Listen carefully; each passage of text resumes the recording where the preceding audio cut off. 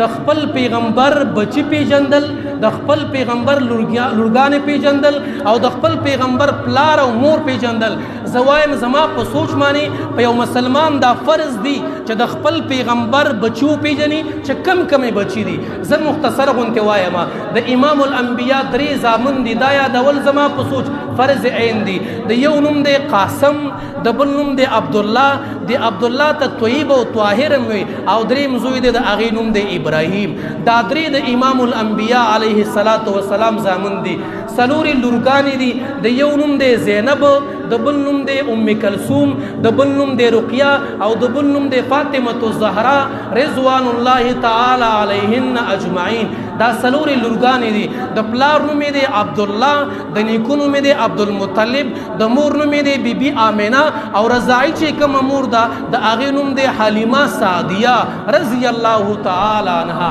دا په مسلمان یادول فرض عین دي زما په سوچ باندې چې مسلمان ته دومره قدر یاد نه دي چې زما د پیغمبر د بچو څه نومونه دي، زما د پیغمبر د لورګانو څه نومونه دي، زما د پیغمبر د پلار نوم څه شی دی، زما د پیغمبر د مور نوم څه شی دی. لکه دا د کومې ډیګرۍ مسلماني ده، دا د کوم حد مسلماني ده چې من کې داسې پرته ده.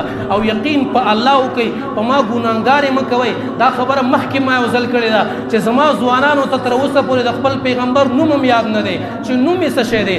استاد محترم به مې وی، هغې وی ما یو ځل دا خبره وکړله، وی ما سره د 9م کلاس استاد ناسو چې په هغې په سکول کې 9م کلاس ته سبق ویلې.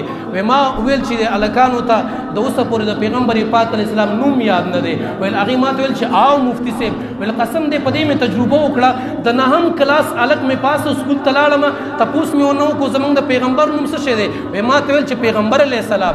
ما ورته ویل چې نوم یې څه شی دی، ویل چې پیغمبر علیه السلام. وی قسم په الله چې د 9م کلاس هلک ته دا پته نه وه چې نوم محمد دی صلی الله علیه و آله وسلم. څومره د افسوس مقام دی، قسم دی د جړا مقام دی چې مسلمان ته تر اوسه پورې په 9م کلاس کې د خپل پیغمبر نوم یاد نه. 9 کاله سکول ته بسته وړه، 9 کاله سکول ته لاړو، خو په 9 کاله سکول کې د پیغمبر نوم قدر یاد نه کو. الله اکبر کبیره.